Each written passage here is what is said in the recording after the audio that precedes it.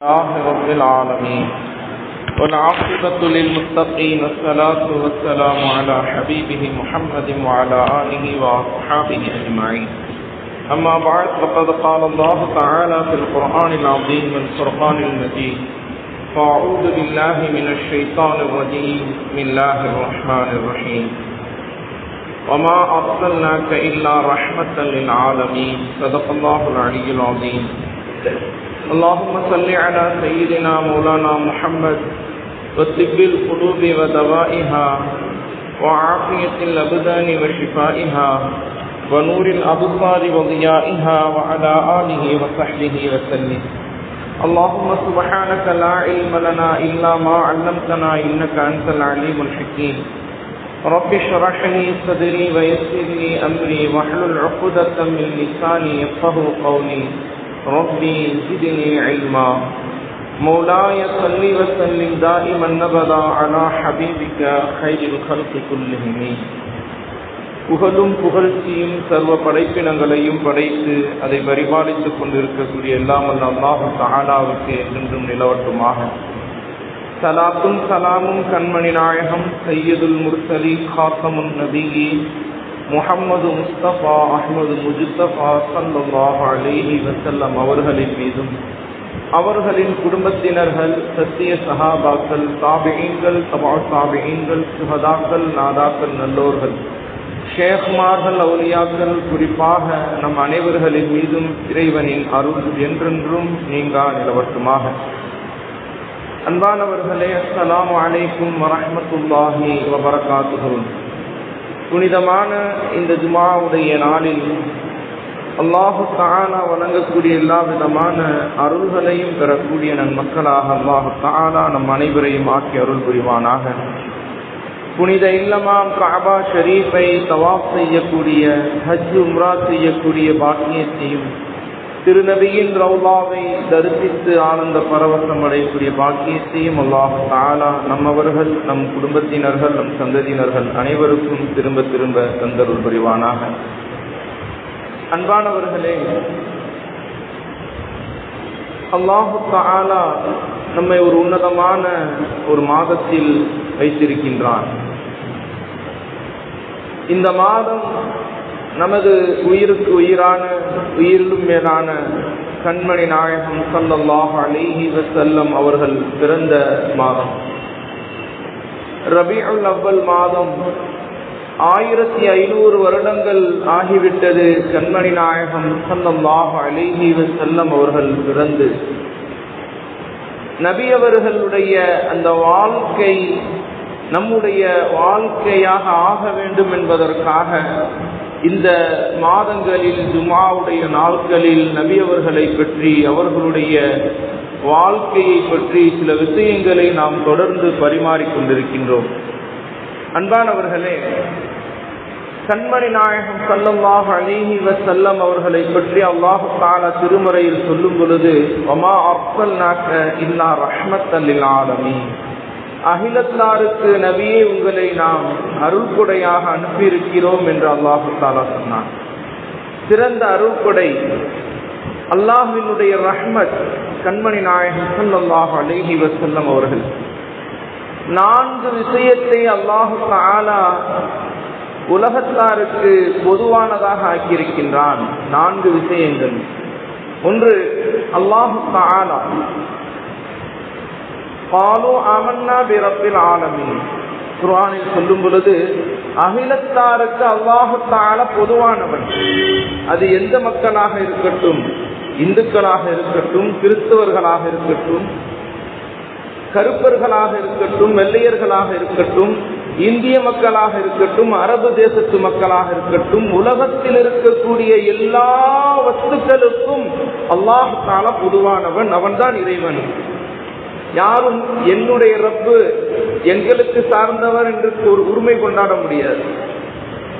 எங்களுடைய ரப்பு தான், எங்களுக்கு மட்டும்தான் இறைவன் சார்ந்தவன் என்று யாரும் உரிமை கொண்டாட முடியாது.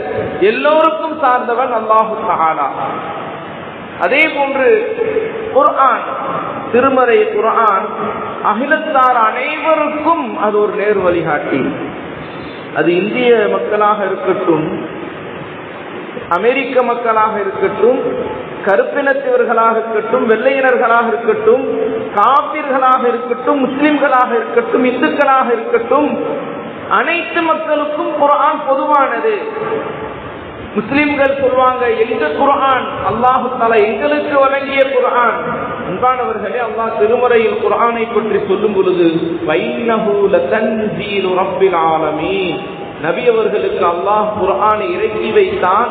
ரப்பில் ஆலமீன் அல்லாஹு தஆலா அகிலத்தாரினுடைய ரப்பானிய அல்லாஹு தஆலா பொதுவானதாக இறக்கி வைத்தான். குர்ஆன் ஒரு மனிதன் எந்த மதத்தவராக இருக்கட்டும் அதிலிருந்து அதை பின்பற்ற வேண்டும் என்று எடுத்துக்கொண்டால் அவருக்கு நேர்வழி இருக்கு. ஆனால் ஈமான் அதுல ரொம்ப முக்கியம். ஈமான் ரொம்ப முக்கியமான ஒரு விஷயம். அன்பானவர்களே, அதே போன்று நபி அவர்களும் அகிலத்தார் அனைவருக்கும் பொதுவானவர்கள். அகிலத்தில் இருக்கக்கூடிய எல்லா மனிதர்களுக்கும், எல்லா ஜீவராசிகளுக்கும், மனித இனத்திற்கும், ஜின்னினத்திற்கும், மலக்குமார்களுக்கும் எல்லோருக்கும் நபி அவர்கள் பொதுவானவர்கள். நபி அவர்கள் எங்களுக்குத்தான் சொந்தம் என்று யாரும் உரிமை கொண்டாடுவது மிக முடியாது. எல்லோருக்கும் சொந்தமானவர்கள் நபி அவர்கள். அன்பானவர்களே, அதே போன்று பள்ளிவாசல் அல்லாஹ்வினுடைய இறையல்லம் எல்லோருக்கும் சொந்தமானது. இந்த இறை இல்லத்தில் எல்லா மக்களும் வரலாம், எல்லா மக்களுக்கும் இந்த இறை இல்லம் சொந்தமானது. அன்பானவர்களே, அல்லாஹு தஆலா நபி அவர்களை அருள் கொடையாக ரஹ்மத்தாக ஆக்கியிருக்கின்றான். ரஹ்மத் என்றால் அரபியுடைய வார்த்தை கருணை காட்டுதல் என்று பொருள். அதே போன்று அதில் மனம் இறங்குதல் என்ற ஒரு பொருளும் இருக்கின்றது, கிருபை என்ற பொருளும் இருக்கின்றது. நபி அவர்கள் எல்லா மனிதர்களுக்கும் ஒரு கருணை காட்டக்கூடியவர்களாக இருந்தார்கள், கிருபை செய்யக்கூடியவர்களாக இருந்தார்கள், இலகிய மனப்பக்குவம் உடையவர்களாக, மிகவும் இலகிய குணமுடையவர்களாக நபி அவர்கள் இருந்தார்கள். அன்பானவர்களே, குர்ஆனுடைய ஒரு ஆயத்தை நம்ம பின்பற்றுவது ரொம்ப சிரமமா இருக்கு.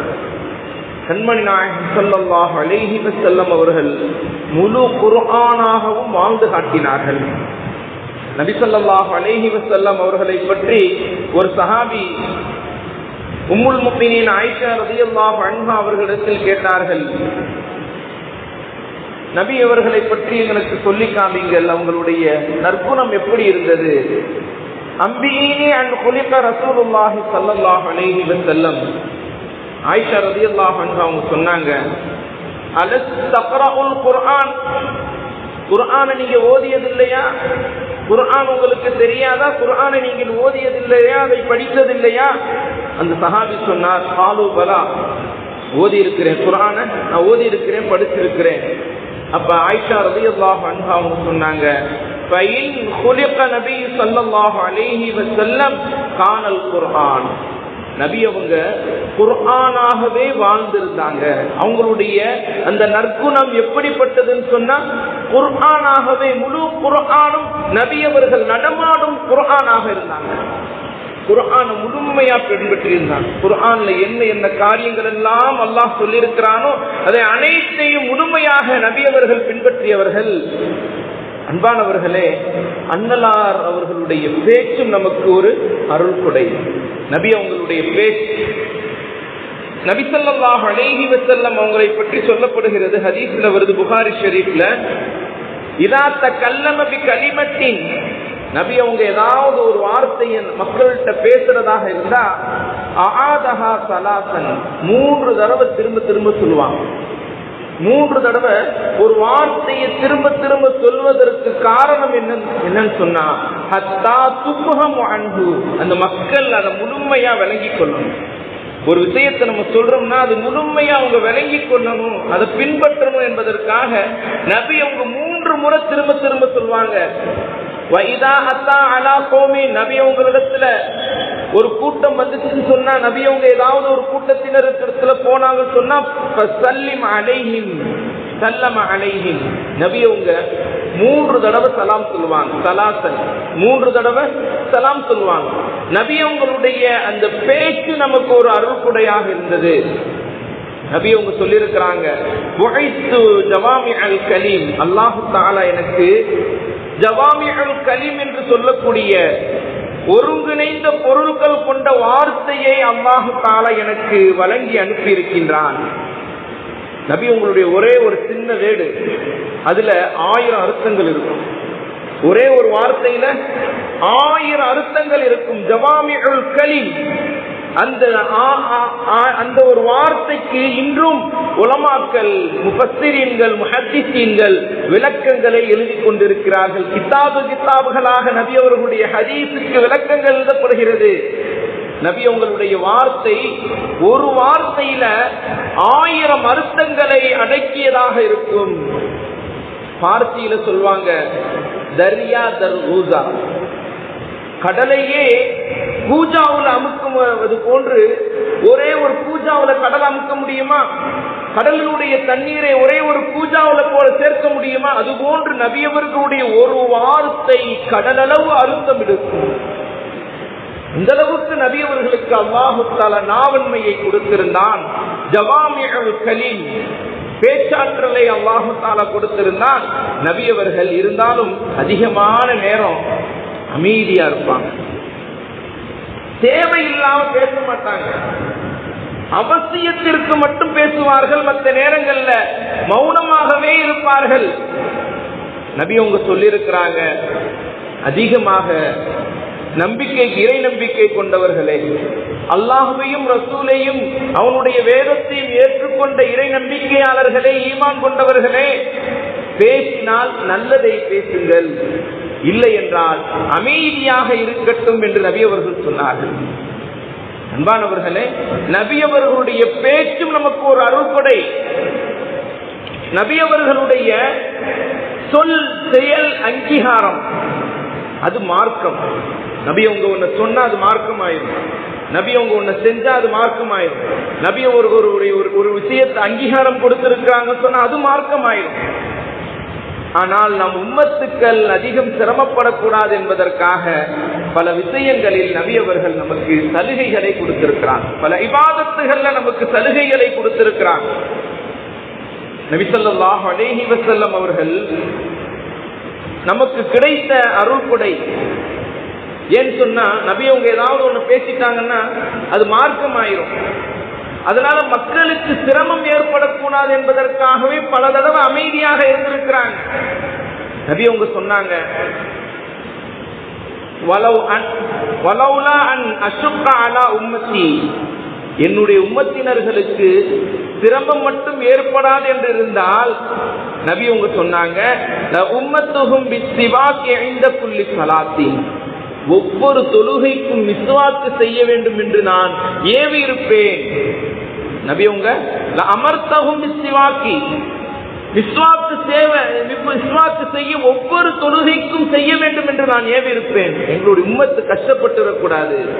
நபி உங்களுடைய உம்மத்தினர்கள் கஷ்டம் ஏற்படாமல் இருந்திருக்கும் என்றிருந்தால், நான் நபி அவங்க சொன்னாங்க, ஒவ்வொரு தொழுகைக்கு நீங்க மிஸ்வாக் செய்யணும். மிஸ்வாக்குடைய நன்மை அந்த அளவுக்கு அதிகம். சாதாரண தொழுகைக்கும் விஸ்வாக்கு செய்து தொழுகக்கூடிய தொழுகைக்கும் பல மடங்கு வித்தியாசங்கள் நன்மையில் இருக்கிறது. அதனால நபி அவங்க சொல்லி இருக்கிறாங்க, மனிதர்களுக்கு யாருக்கும் சிரமம் வரக்கூடாது, அதனால மிஸ்வாக்க நான் உங்களுக்கு கடமையாக்கவில்லை என்று நபி அவங்க சொல்லியிருக்கிறாங்க.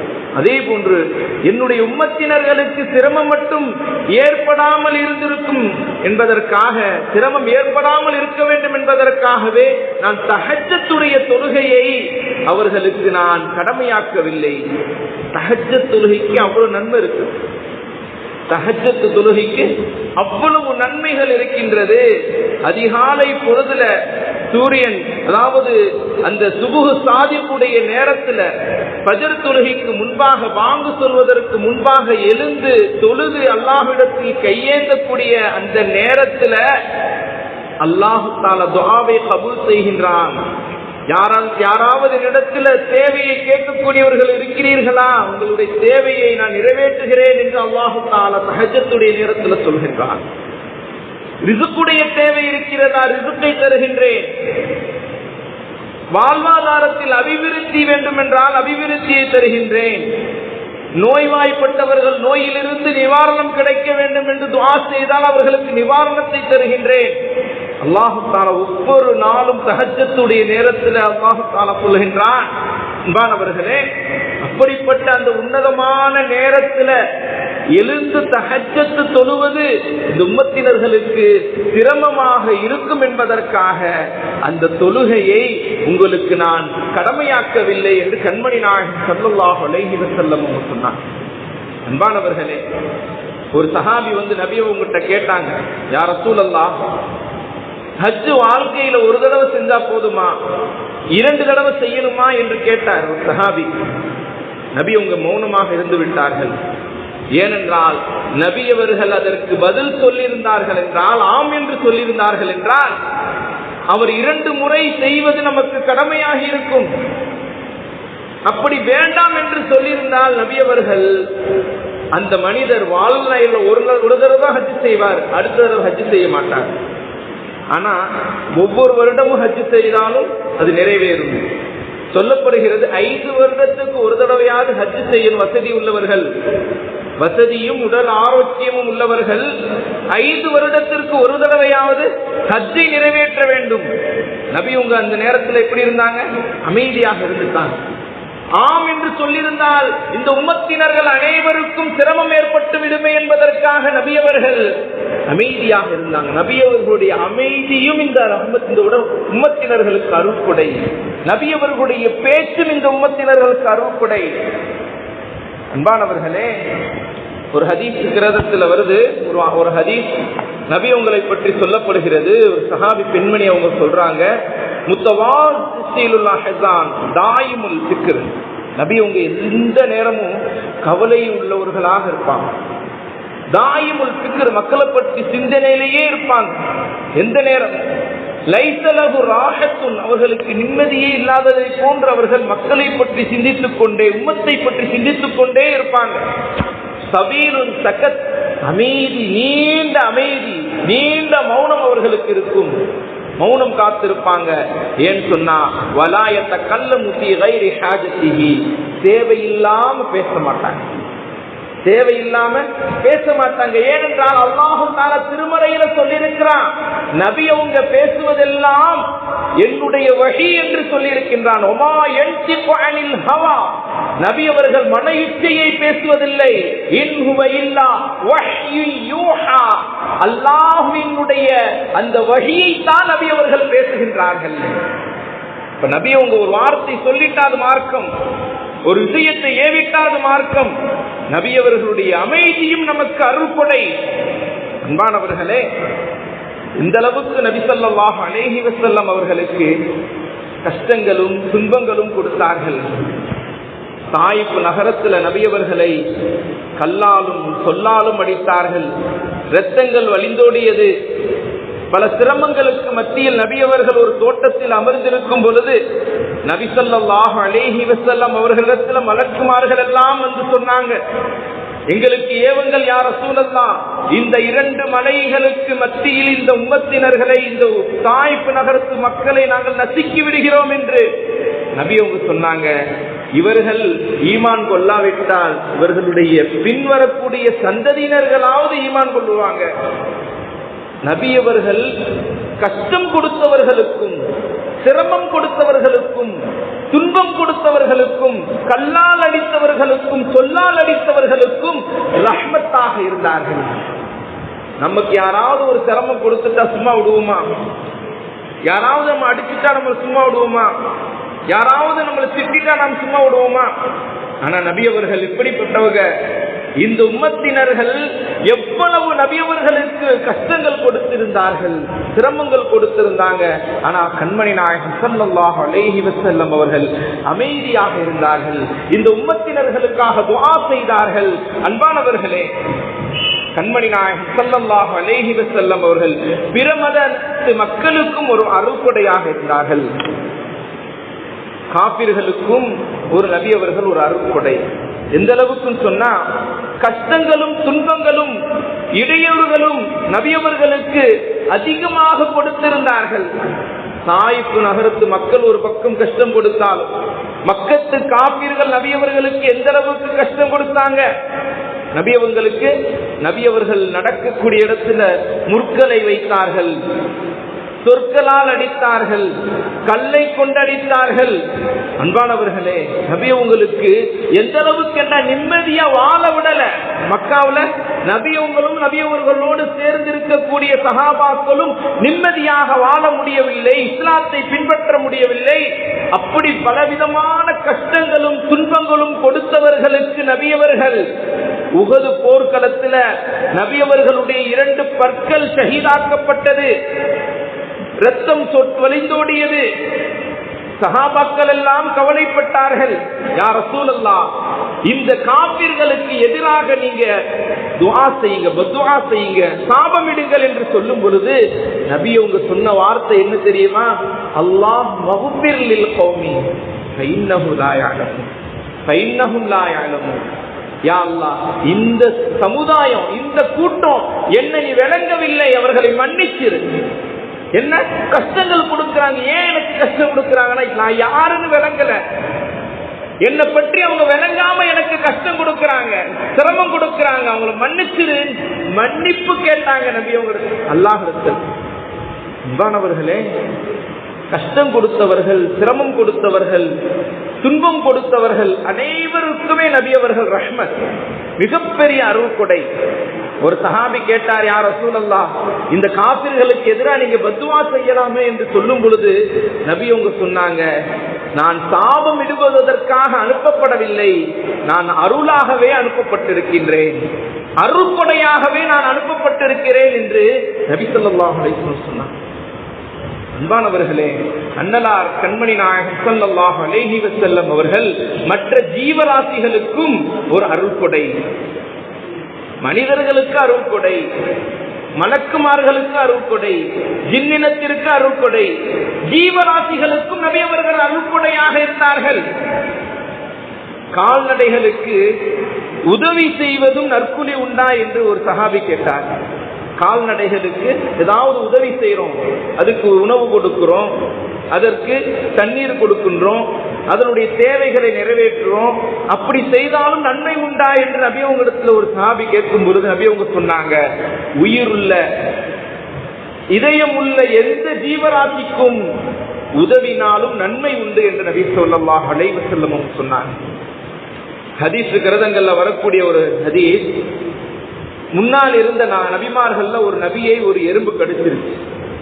கரசத் நம்லத்து நபிய மினல் அம்பியா, எறும்பு கடிச்சிருச்சு.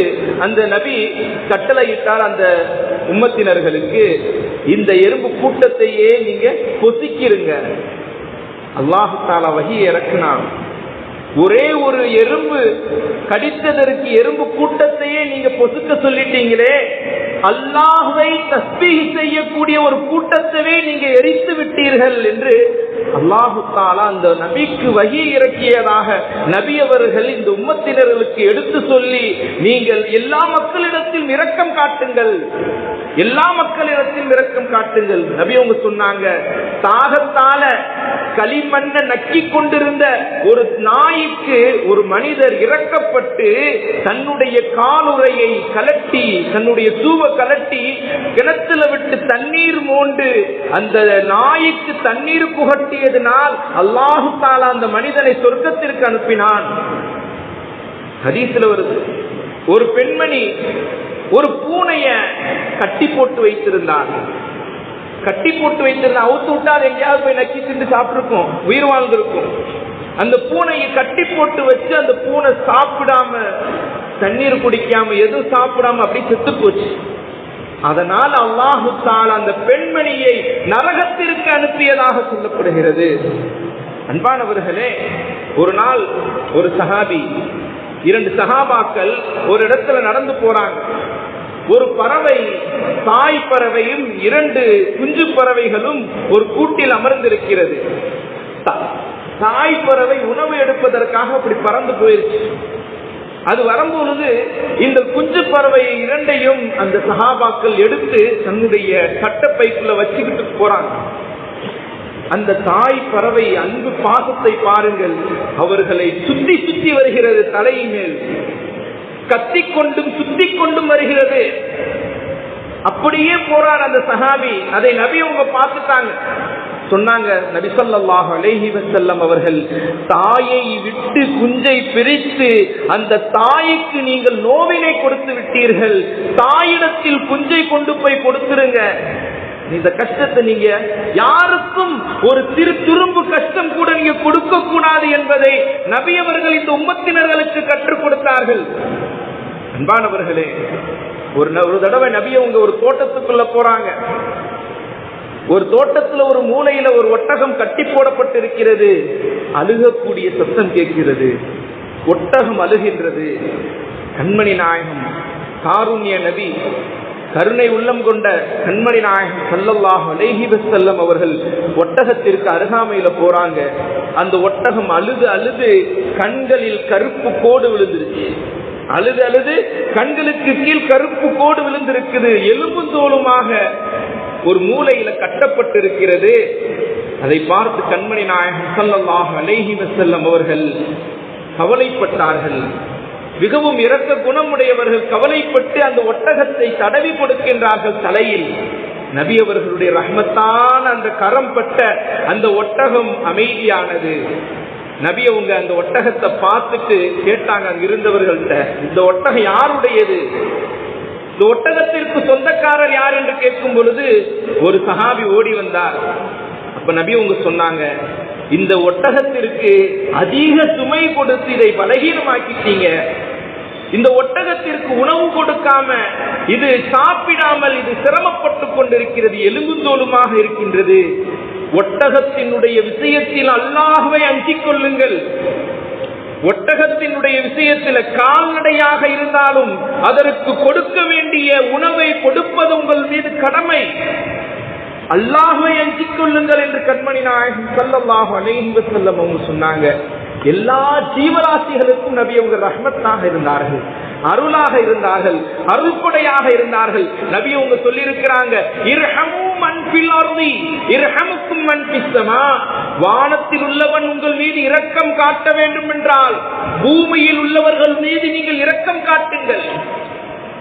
பூமியில் இருக்கக்கூடிய ஜீவராசிகள், பூமியில் இருக்கக்கூடிய மனிதர்கள் எல்லோரும் மீது இரக்கமாக நீங்கள் நடந்து கொண்டால் இறைவன் உங்கள் மீது இரக்கம் காட்டுவான்.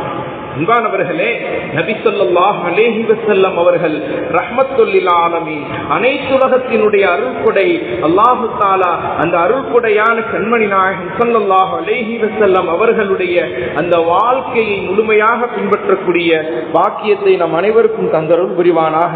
வ ஆகிரு தஅவானா அல்ஹம்துலில்லாஹி ரப்பில் ஆலமீன். அஸ்ஸலாமு அலைக்கும் வ ரஹ்மத்துல்லாஹி